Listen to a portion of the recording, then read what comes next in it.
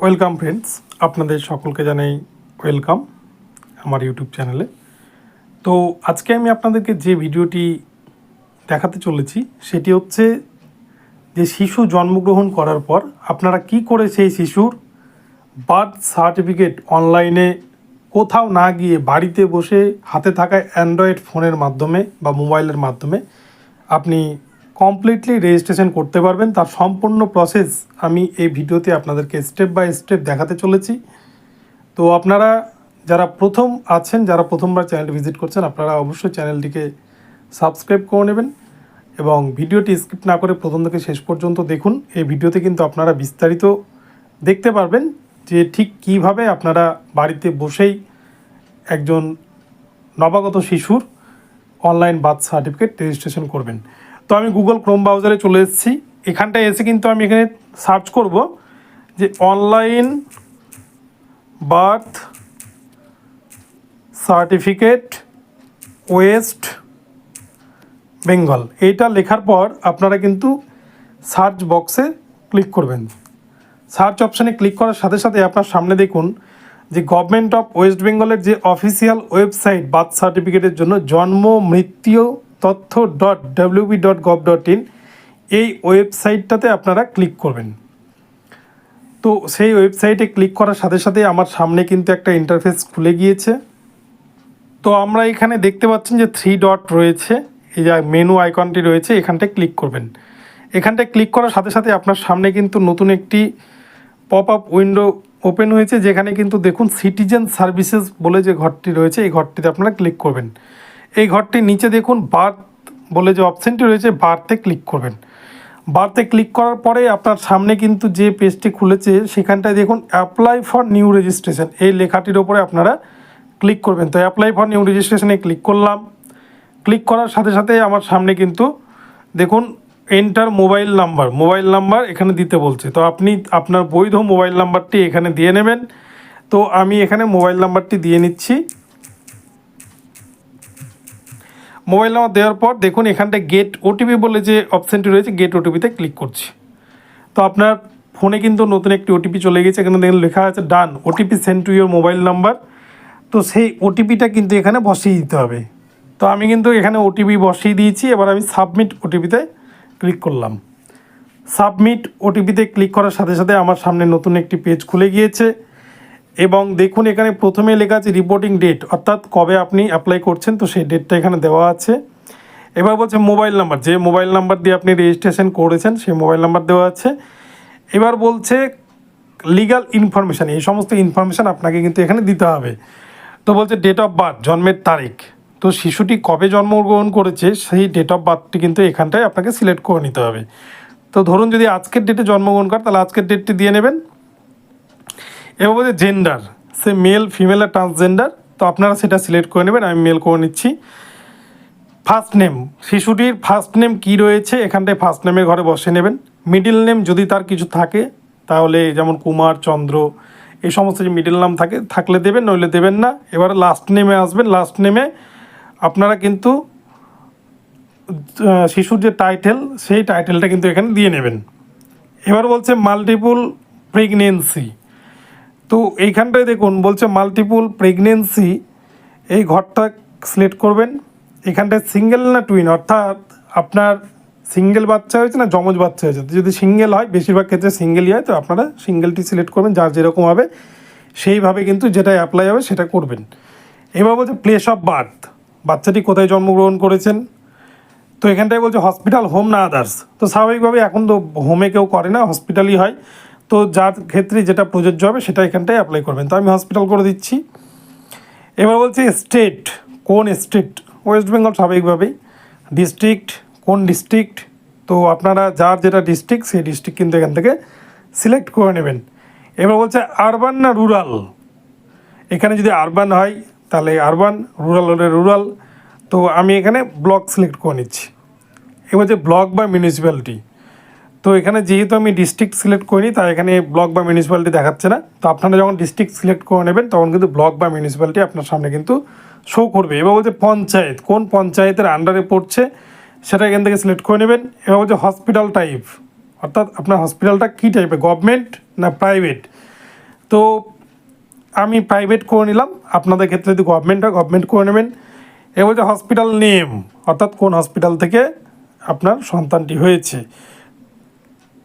এখানটা দেখুন hospital type, hospital name কিন্তু আমি সিলেক্ট করে নিলাম।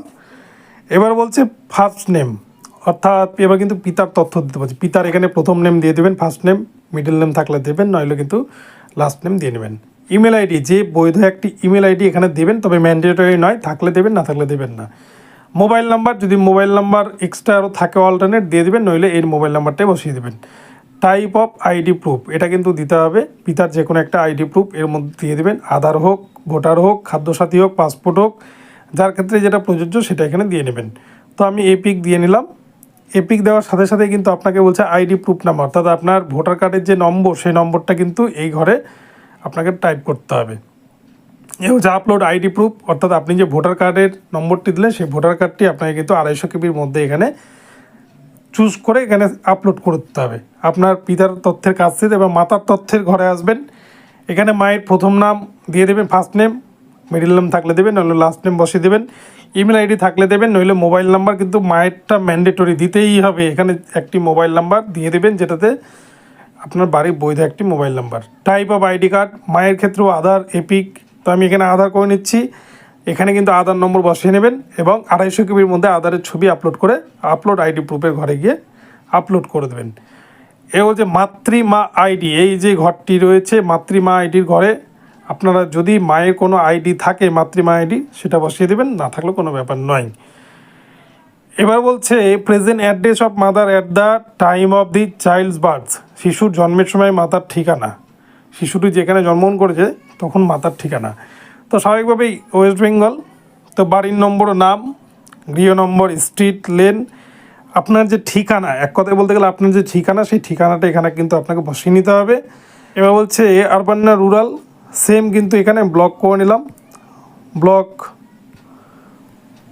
পঞ্চায়েত আপনারা এখান থেকে সিলেক্ট করে নেবেন, ভিলেজ, কোন ভিলেজ সিলেক্ট করে নেবেন। এবার বলছে পার্মানেন্ট অ্যাড্রেস অফ মাদার, মাদারের যদি পার্মানেন্ট অ্যাড্রেস এবং প্রেজেন্ট অ্যাড্রেস সেম হয় তাহলে কিন্তু আপনারা এখানে টিক করবেন চেকবক্সে, তাহলে কিন্তু সেম সমস্ত কিছু এখানটাই শো করবে। তো দেখুন আমার সামনে কিন্তু এখানে শো করছে, যা যা ওখানে সিলেক্ট করেছি সেগুলোই কিন্তু এখানে শো করছে।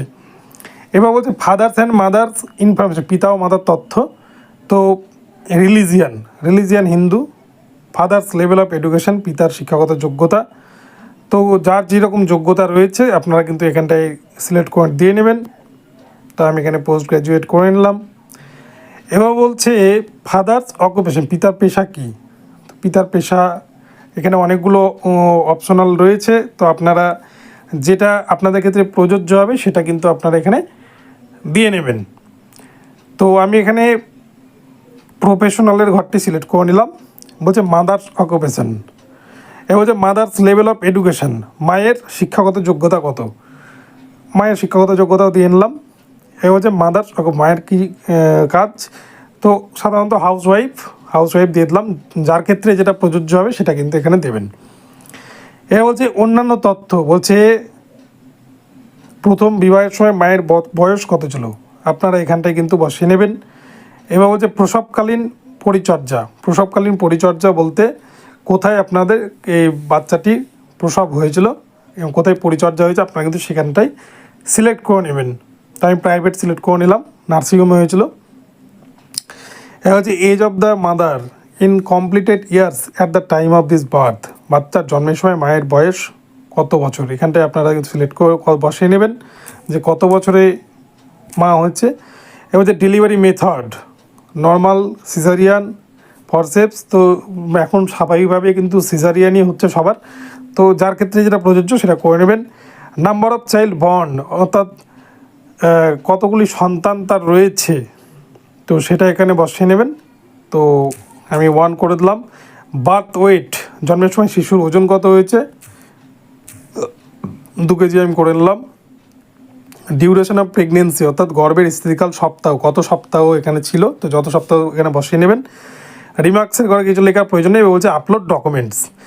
এবার কিন্তু আপলোড ফর্ম নাম্বার 1টা কিন্তু অফলাইনে পাওয়া যায়, এটা কিন্তু আপনাকে নেট থেকে ডাউনলোড করে এটাকে স্ক্যান করে ফিল আপ করে স্ক্যান করে এটাকে কিন্তু আপলোড করে দেবেন।